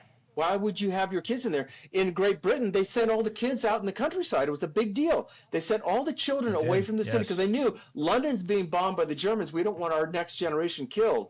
So I don't want to get in a super debate over the use of atomic weapons, but the definition of innocent civilian, that is a very vague thing. And if you're involved in the war effort, then you're no longer an innocent civilian. You're a participant in waging war against a war of aggression against your neighbors. And people hate when the three of us talk about this, because especially me, my mindset is this: from the American side, from an American perspective, your government and your military has a job to preserve as much American life as possible. And if dropping atomic bombs will save one American soldier, you have to do it morally for the preservation of your people, because Japan is not surrendering. So, well, the alternative is an invasion of the homeland. Exactly, where thousands of your own people will die. If not, it was much more than thousands. They expected up to 1 million American deaths because the Japanese were going to fight tooth and nail, and they saw what it was like in in the Okinawa. island warfare. Yeah. Yeah. What did you say? I said Okinawa. Yeah, Okinawa. As and Japanese there's a movie, home territory. Hacksaw Ridge is about the battle at Okinawa, but an incident. So the Japanese would fight tooth and nail to the death, to the last breath of the last man, and the Americans knew that it would be a bloodbath to the Americans. The very interesting thing about the use of the atomic bombs in Japan is it not only saved hundreds of thousands, if not millions of American lives, it saved the lives of millions of Japanese because they were on the verge of starvation. Their country was falling apart. And what happened was all the ships that were full of supplies, they sent all that food to the Japanese people, and the Americans came right in there to help. And they're very gracious to the Japanese people. And many Japanese, including Fuchida, said, it was fine to use the atomic bomb. No, I'm on that side. Yeah. Well, interesting. So this is part of my book, Wounded Tiger, the story of Fuchida, the guy who led the attack on Pearl Harbor, who after the war changed his mind, wished he hadn't participated. His children became U.S. citizens. His daughter is still alive in the San Francisco area. I'm in touch with her. She's read my book. But when Fuchida was in Hiroshima, he was stationed there, and he gets a phone call. And so they said, we need you to come up to this air base. So he goes out and leaves Hiroshima. The next day, the city is bombed and it's destroyed, 90,000 people killed almost instantly. He comes back. He's sent to the city on a research party to find out what kind of weapon was used and everything else. At the time, they didn't understand much of anything about atomic bombs. They knew about the technology, but only vaguely. So he's in Hiroshima, walking around for 3 days in radioactive rubble. And one of the guys with him said, how could the Americans use such a weapon against us? Like, this is immoral to use such a weapon like this. And Fuchida said, well, if we had the bomb, I'd be glad to drop it on the United States. This is war. This is how war works. It's not about being nice to people. It's about defeating your enemy. It's a great weapon. He was like, this is a great weapon to use because you'll win the war. But Fuchida from the Battle of Midway, he believed that the Japanese absolutely were going to lose the war. There was no possible way they were going to win it. That is a shockingly level-headed take to have while you're walking around the radioactive ruins of Hiroshima. Absolutely. I think a Japanese. Yeah. I think only a Japanese mindset could have that. I don't think an American could be that emotional way. I think we're way too emotional of a society, where I think as a Japanese person, there's that sense of honor that runs through the country and victory. And, I could see them being like, well, I want to fucking win. Why wouldn't I use this? Exactly. The Japanese did try to develop the atomic bomb, as did the Germans, but the resources were just phenomenal. I mean, my son lives in Knoxville, Tennessee, and that's where the Oak Ridge labs are. And in unadjusted for inflation dollars, it cost $2 billion to make the atomic bomb. They had all these centrifuges that are collecting literally molecules of uranium in machines. To produce enough critical mass to make a bomb was impossible for the Japanese to do, and the Germans, but we did it, and it was very, very, very difficult. And, it's not like the Japanese were above bombing population centers. They just had problems with it. Like, they dropped the Fugo bomb on us. What, the balloon thing? The balloon thing, Like, they tried. They just weren't as capable as us. Well, they bombed Pearl Harbor. Yeah. I mean, they bombed Honolulu. Many civilians, like how about China? The rape of Nanking. Yeah. They just slaughter people. In fact, it was in the newspapers that Japanese officers were having contests of who could cut off the heads of more people in one day. And they were competing, and it was in the newspapers. Everybody's watching which of these guys is going to cut off more heads of civilians. And it was horrific. It wasn't a matter of fighting. It was just they were frustrated with the Chinese. They were frustrated that they couldn't make any progress, and they just let themselves run wild. So they were, as far as killing innocent civilians, they did this all the time. And even prisoners of war, they would practice cutting off heads with prisoners of war. So they didn't sign any treaties about cruelty to prisoners of war and all these different treaties. They didn't sign anything because they said, we don't care. We don't submit to your authority. We submit to the authority of the emperor. So they killed many, many, many, many civilians intentionally, whereas the United States and the Allies, to the best of my understanding, generally tried not to as best they could. Unless it's Dresden. I think we have to bring up the name of the film because for those. Oh yeah. Yeah. So what is Tora Tora Tora mean, Tora sir? Tora Tora is the code if the surprise attack was successful. And I got a little confused during the movie and looked this up because they kept saying Tora Tora Tora Des. And I was like, what? What is Des? Des is the honorific way of ending your statement. Yeah. So you know it's your turn to speak. Watashi wa Brian Rupert Des. Des. Yeah, there you go. So just in case anybody was wondering why that was added, that's why. So do you know what And Tora means? did it. Do you know what it literally means? No. In the movie, they say tiger, I believe, right? That's correct. So my book is Wounded Tiger, and people have said, why do you call it Wounded Tiger? Wounded Tiger is a metaphor for Fuchida. He was born in the year of the tiger, and of course the code word for a complete surprise attack is tiger, tiger, tiger. And so that's part of the story. So that's what the message that went back to his ship, the Akagi, but it also, this shortwave radio transmission from his airplane carried all the way to Japan, and they heard it in Japan from his plane, which people said that's impossible. But, it bounced off of the atmosphere around the curvature of the Earth, and they could hear it. Shortwave can carry really, really far. So that's how they heard it. So they didn't expect that they would be so successful. So they were just shocked. And I mean, the action in the movie, because we're at the battle basically, This is awesome. it looks fantastic. It's good. all practical, obviously, because nobody's using CGI. I think in there's a lot of 1970. miniature work too. Yeah, there's some miniature stuff, but it looks amazing. It looks There's fantastic. explosions happening left and right. I don't know who could watch this and not love it. Yeah.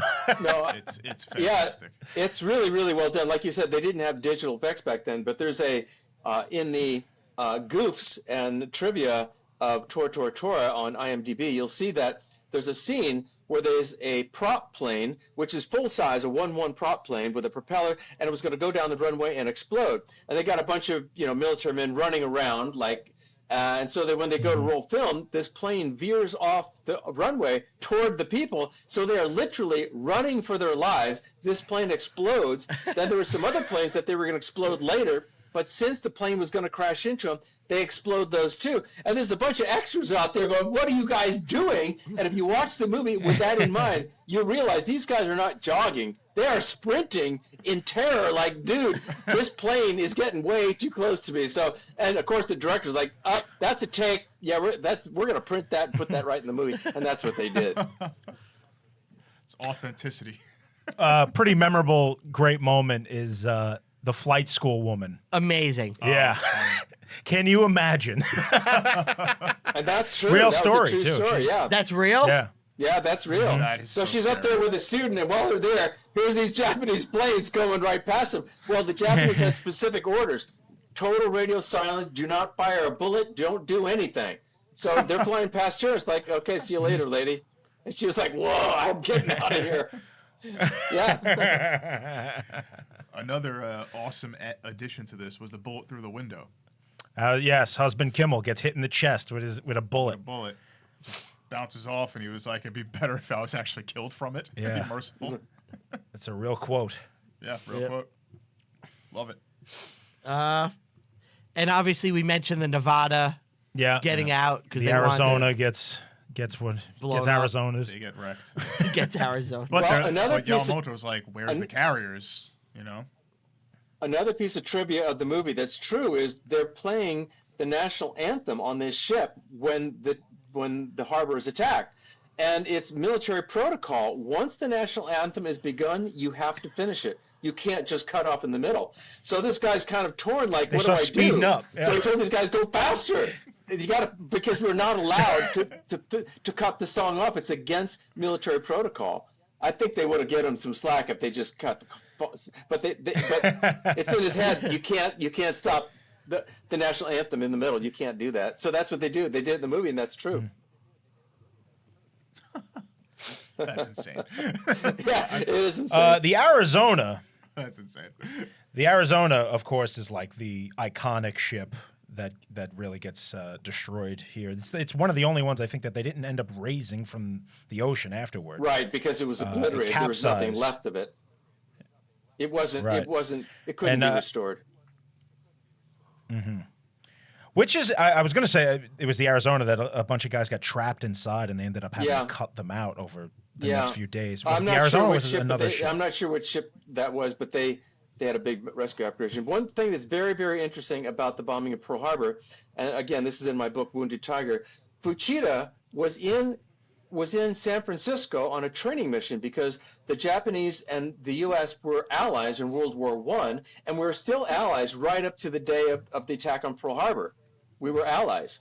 And so what happened, he was on a training mission with the Imperial Japanese Navy, and at the time, there were some of the brand new U.S. aircraft carriers were there.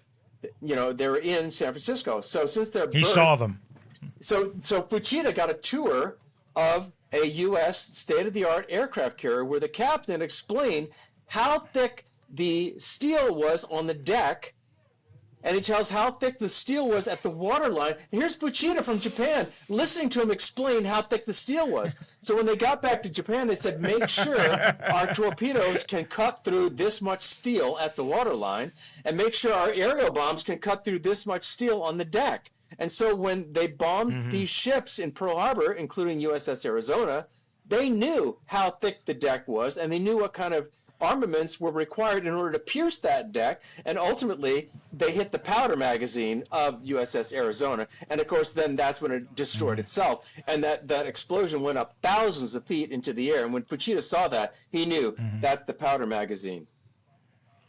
But they gave away all their secrets, and again, this was American arrogance. To him. Telling people, man, we got the greatest ships in the world. Nobody can get a torpedo through the steel at the waterline. It's like 14 inches of steel. And he's telling himself, okay, memorize all this stuff, tell the Japanese, and sure enough, the Japanese torpedoes ripped right through all these ships and sunk them all. I had no idea he was such an instrumental guy. Like, that's world-changing information. You know, in hindsight. Him and Genda were both got tours of U.S. battleships, some of which they sunk in Pearl Harbor. Wow. The Oklahoma was the ship people were trapped on. Okay. Yeah. Oh, right. That's where the oh no, that's the Arizona. They have the monument there today. Yeah. The Bradys went there when they went to Hawaii. They did. Yes. Yeah. I want to ask you kind of a dumb question, but I think you'll appreciate it. I don't know. Did you see the Godzilla -1 with the I did. with the Zero pilot? Absolutely. Wasn't that fucking awesome? Yeah. That film was done on a shoestring budget, but the guy who was the director was a VFX guy, and that's how they did it so cheaply. But yeah, it was very interesting.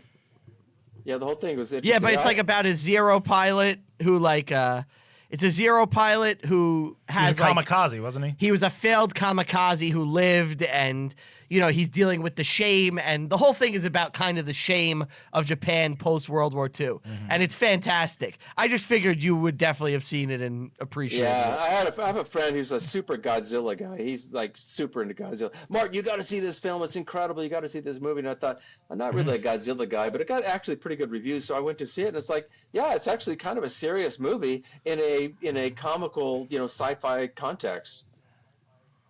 In historical context. I'd like to see that. It's It's great. Well done. It won a bunch of awards. Without giving the plot away for your book, would you like to tell us a little bit about what happens to Fuchida after this? Because I think that's really what the bulk of your book is, right? Like that's really where his story gets more interesting. Yeah. So Wounded Tiger is the true story of the pilot, Mitsuo Fuchida, who led the attack on Pearl Harbor. He was handpicked by Admiral Yamamoto, but it's about how his life was changed by an American prisoner and by a girl he never met. So there's actually 3 plot lines that ultimately come together, and that's what affected his life. So when he was younger, he was full of selfish ambition and national ambition. He wanted to be a great man in a great military of a great country, conquering other countries, as we see throughout history, Alexander the Great and all these other emperors, and that's what he wanted to be a part of. And he was a really, really, really dedicated pilot. He was the best they had, and Admiral Yamamoto handpicked him to lead the attack on Pearl Harbor. But then there's a guy named Jake DeShazer. He was a part of the U.S. Army Air Corps, the precursor to the Air Force, and he joined the Army because he needed a job, needed money. And what happened was after Pearl Harbor, every red-blooded American's like, we want to go to Japan. We want to kill those dirty Japs. That was the American sentiment, and that was Jake DeShazer as well. But since he was in the U.S. Army Air Corps, they got called into this meeting that says, we're going to do this secret mission. And the people are asking, the pilots said, well, what is this mission? We can't tell you. But all we can tell you is that it's super dangerous. You're probably going to die, but we need volunteers. Well, all these guys started volunteering one at a time. Jake DeShazer was the last guy in the row, and he was telling himself, no possible way I'm going on this mission. I did not join the Army Air Corps to die. But when it gets to him, since everybody said yes, here's this shame thing, he was too embarrassed to be the only guy who was going to bow out. So he goes, yeah, of course I'm going to go. So he volunteers on the Doolittle raid, not knowing what's happening. And they didn't even tell him until they're on a ship on the ocean. Then they tell them they're going to attack Japan. So he was all stoked Tokyo, about that, yeah. but it was a very dangerous mission. It's a whole nother conversation. But ultimately, his plane ran out. They did bomb Japan successfully. His plane runs out of fuel. They bail out over occupied China, and he and his crew are captured by the Japanese along with some other guys from another plane. So he's about 30% of the story of Wounded Tiger.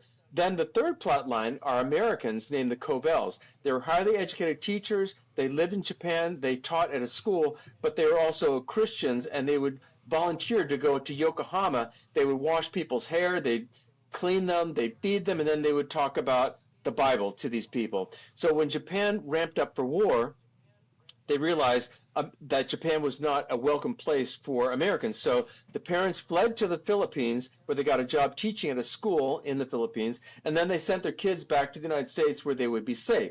And the daughter went to upstate New York, up to a place called Keuka College. And so that's the plot lines, and they're completely separate stories. And exaggeration, I'm just going to give this as a precursor to my next statement. Exaggeration can be a form of lying. People lie all the time, and exaggeration can be a form of lying. But this next statement I'm making is 100% true. I've had dozens of people tell me in person, via email, or on Amazon, Wounded Tiger was the best story they'd ever read in their life. I posted an email to a friend. This guy said, I have read thousands of books in my 70 years of life. This is the best book I've ever read. Now, I'm not saying I'm the best writer or anything like that, but it is an incredible story, and it's an unbelievable story, some of the things that happen. So what happens with Jake DeShazer is, he says in his own words, he was crazy with hatred toward the Japanese. He just wanted to kill more Japanese, because not only was he being tortured and in deprivation and solitary confinement, he's seeing his buddies die of exposure, some were executed, and he was just crazy with hatred. Then you have the Covell family, and they were at this teaching job, and they felt they would be safe in the Philippines. Why? Because General Douglas MacArthur was there. There was tens of thousands of American troops. There was tens of thousands of Filipino troops, and the entire body of army was like 100,000 soldiers. And so they thought, hey, the Japanese would never attack the Philippines, and if they did, MacArthur and the Filipino forces would just drive them out. No way they're going to win. But what happened, as you know, Anthony, you're a history buff. What happened was, Asia is for Asians. They're saying this to the Filipinos, and a lot of the soldiers says, yeah, that sounds good to me. I don't think I'm going to fight for these white guys. I'm going in the woods. And they all disappeared. So they were kind of left by themselves, and they were unprepared. They did not expect the Japanese to come in like that, and they had to essentially surrender and flee. And MacArthur, the Japanese saw MacArthur as a complete 100% coward. He leaves his men and evacuates himself and leaves everybody behind. That's the way they saw it. So these three plot lines. He was ordered to do that, though. What's that? He was ordered to do that by the president, though. Oh, he wasn't? To leave.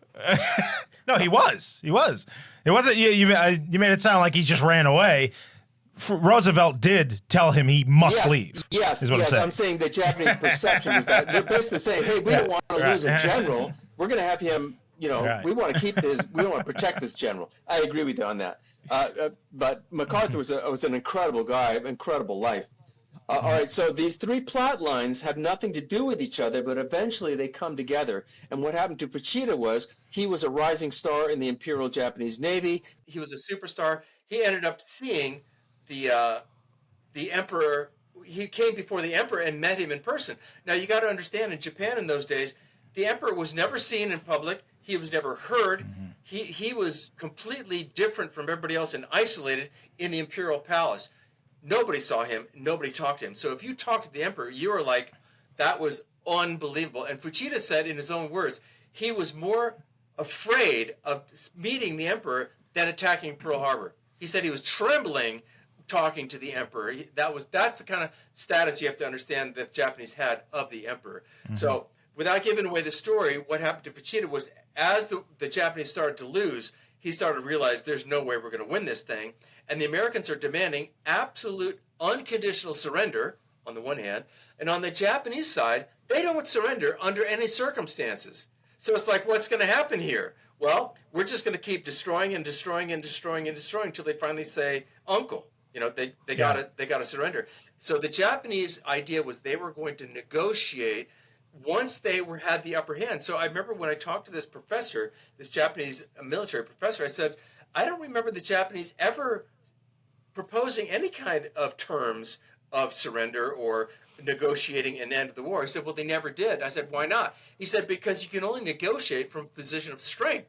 You cannot negotiate from a position of weakness because you have nothing to negotiate with. So what they planned to do was to destroy the American aircraft carriers, and their hope was that would put the Americans on the ropes. Then they would say, okay, we'll stay on our part of the Pacific. You stay on your part of the Pacific. No more war. We're done. We're just going to have a peace treaty. That's what they wanted to do. Now, it never would have worked with the Americans because they were done with their stuff, so to speak, and they were going to destroy the Japanese. And the American sentiment was ramp up, build as many planes and ships as you got to do, destroy the Japanese, and that's what they did. And when it came to like in the Mariana Islands. Mariana Islands. That was the Italian ones I was talking about.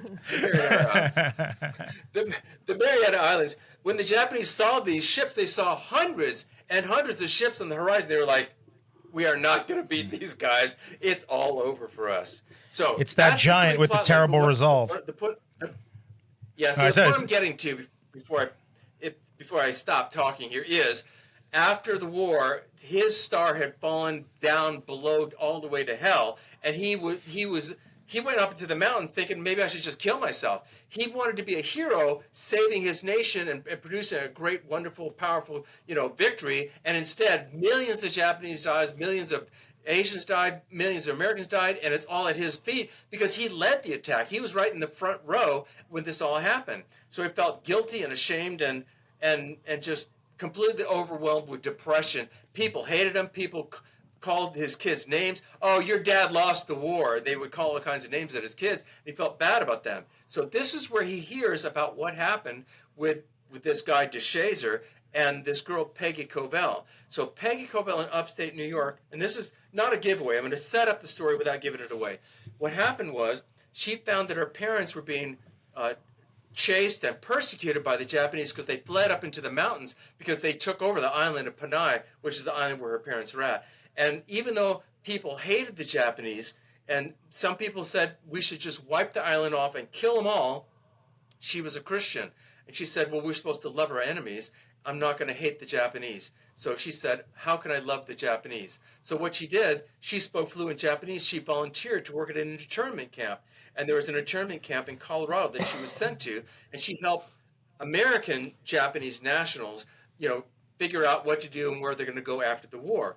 Well, because she spoke Japanese and because she had a Red Cross certificate, there was a hospital in Utah that was for American veterans who had been wounded, but they also had prisoners of war from Germany and prisoners of war from Japan.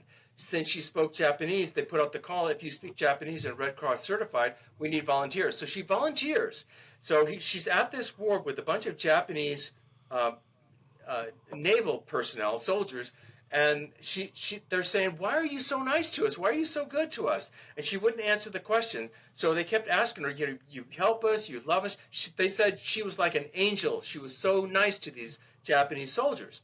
And so finally, they couldn't take it anymore. They said, okay, listen, you got to tell us, why are you so good? And you have to understand, in Japanese culture, they have a concept that Americans don't have, and that is when you're born with obligations. They call it om, which means you have an obligation to your parents, you have an obligation to your teachers, you have an obligation to your neighbor, your boss, everybody. And if somebody does you a favor, you instantly have an obligation to pay them back. You don't let that go unpaid. Likewise, they have a thing of revenge. If somebody does something evil, it's your duty to pay them back evil for evil. That's your duty. So they said, why are you so good to us? And they're thinking, somebody must have done you a really big favor. What did they do? And so she said, well, my parents were grossly mistreated by the Japanese. They were persecuted by the Japanese. And suddenly they're horrified, like, what? That was not the answer they were expecting.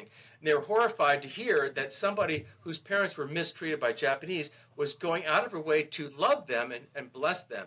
So what happened was Fuchida, after the war, had to go to war crimes trials. And he heard all kinds of testimonies. And he thought, well, this is just victor's justice. The Americans are just taking advantage of the fact that they won. If the Japanese had won, we'd accuse the Americans of all kinds of war crimes, and that's the way it would go. This is just victor's justice. This isn't real justice. And he thought, what I'm going to do is I'm going to find a Japanese prisoner of the Americans, and I'm going to prove that the Japanese were tortured by the Americans just like we tortured the Americans. So he goes to the docks of Yokohama when a ship is coming back with a bunch of POWs, and he's looking for people, and he sees a guy, and he's kind of shocked, like, wait a second.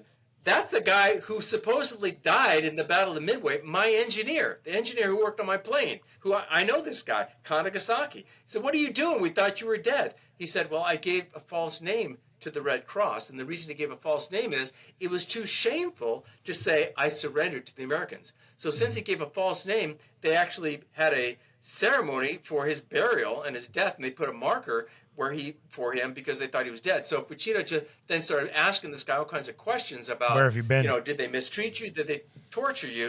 And he said, no, they didn't torture us at all.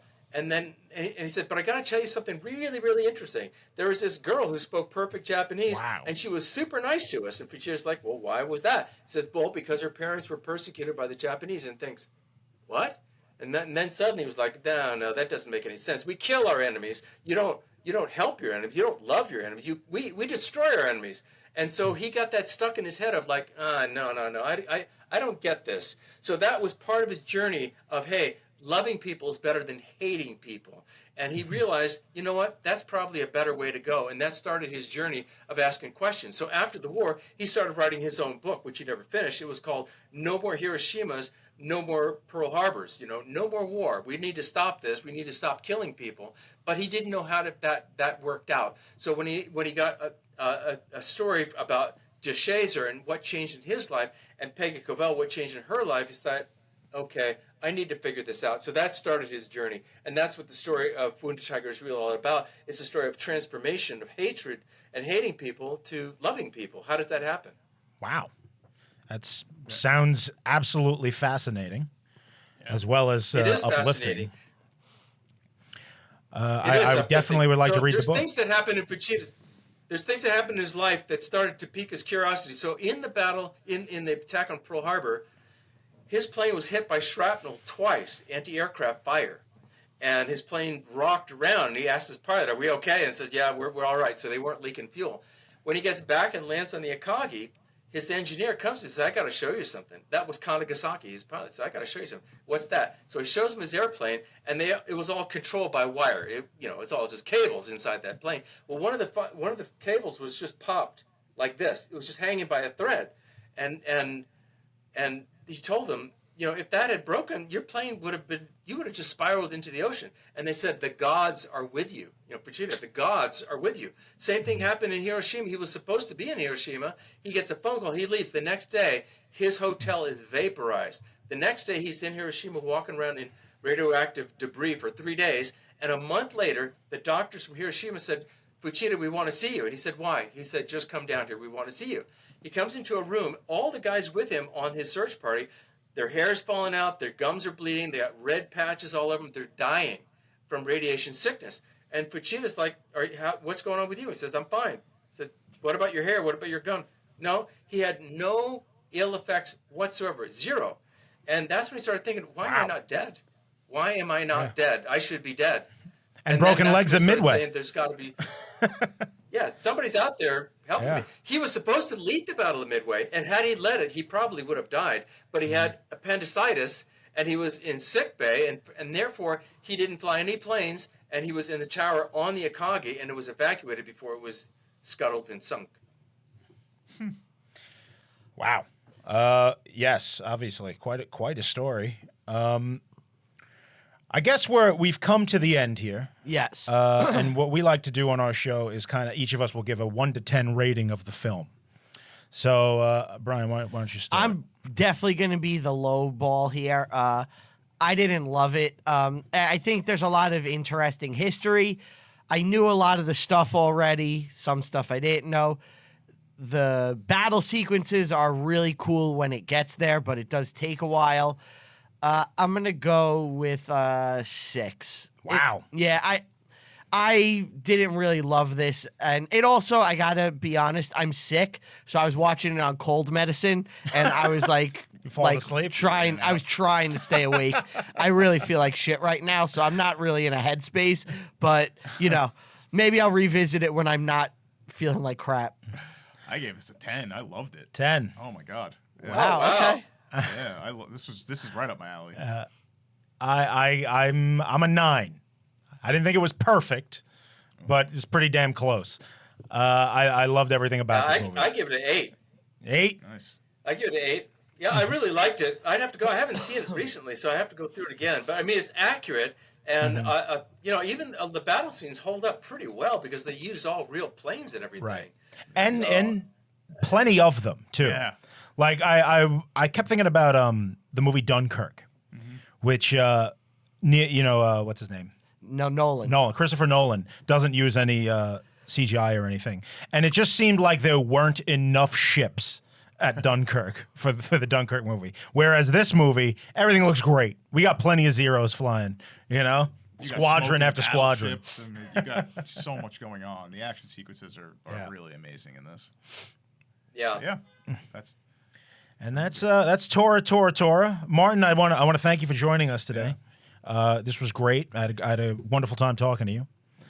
And the book is Anthony, called. like I said, I'm not exaggerating, and this is not false praise, but you are one of the most articulate, knowledgeable people I've ever talked to in an interview about the Pacific War. You have Thank really, you got a gold star. I appreciate that. I hate that so much. Thank you, sir. But yes, finally, the book is called Wounded Tiger. It's you can get it anywhere. No, it's on Amazon. It's Amazon. Okay, Amazon. there it is. Wounded Tiger. Nice. So I implore any of our listeners to pick that up and enjoy it. Definitely. And I am in talks with filmmakers. I have an investor who said they're funding $200 million films right now. They're reading the script, so I'm hoping that we'll get a yes from somebody and greenlight this thing and go. I hope it happens. Yeah. I do. I'm as an rooting to extra. see it. Make him drown or something. Yeah. All right. So, for us, reviewinghistory.com, go on Bandcamp, type in Reviewing History. This ain't no whack Christmas. It's our Christmas podcast. It's available right now. It's $5. You're going to get 4 hours of Christmas comedy laughs. Please download it. Check it out. You'll have a good time. Follow the show on all social media at Review History Pod on Twitter, Reviewing History Pod everywhere else. Follow me personally on all social media at Brian Rupert. That's with 2 P's. Follow me on Letterboxd. I rank every single movie I watch, even the ones in my personal life. Like, subscribe, all that good stuff. Big thank you to Tom, Steve, Dave, Brian, Walt, Q. Get him last record down in the studio. We greatly appreciate it. Thank you again for coming out, Martin. And we will see everybody next time. Bye.